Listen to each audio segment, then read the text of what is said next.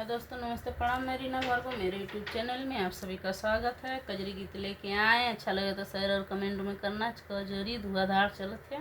और मैं माया भारती, हमारे यूट्यूब चैनल का नाम है माया भारती। हमको भी सपोर्ट करना और इनको भी सपोर्ट करना। हम दोनों सास और बहू हैं। तो परिचय इतना दिन बाद दिए थी इतनी दिन परिचय भी तब दे ना देने देनी। तो फिर क्यों कई की मतारी बिटिया हैं या दोनों जने बहन बहन हैं। हम सास है, ये बहू है। नहीं, हमारी सास बना दिया। एक छोटा सा गीत है भोले बाबा का। कजरी गीत है दोस्तों। अच्छा लगा तो लाइक सब्सक्राइब कमेंट में जरूर बताना।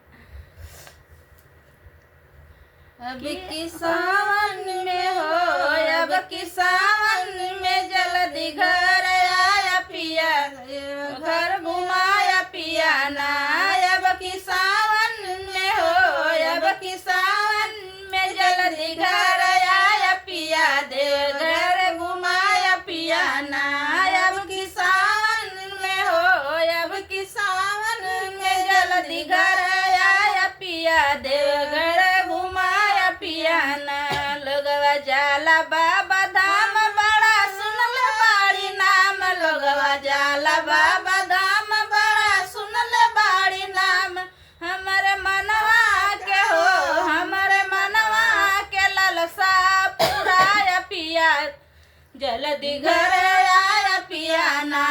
अब की सावन में हो, अब की सावन में जल्दी घर आया पिया, देव घर घुमाया पिया ना। अब की सावन में जल्दी घर आया पिया, देव घर घुमाया पिया ना।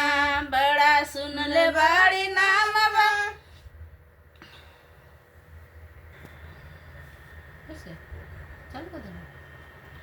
चलो ठीक है, इतना रहेगा।